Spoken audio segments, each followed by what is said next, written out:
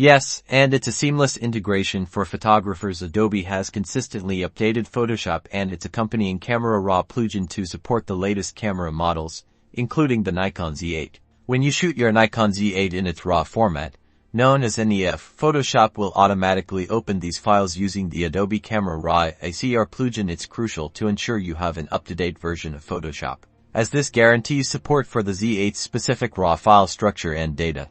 Adobe Camera Raw offers a comprehensive suite of tools to process your Z8's raw files. You can make essential adjustments to exposure, contrast, highlights, shadows, and white balance, all non-destructively. This allows you to harness the full dynamic range and color depth captured by the Z8. Beyond the standard raw adjustments, Photoshop is also fully compatible with JPEG files from the Z8. However, for the greatest editing flexibility and quality, working with NEF raw files is highly recommended. This preserves the most image data for manipulation.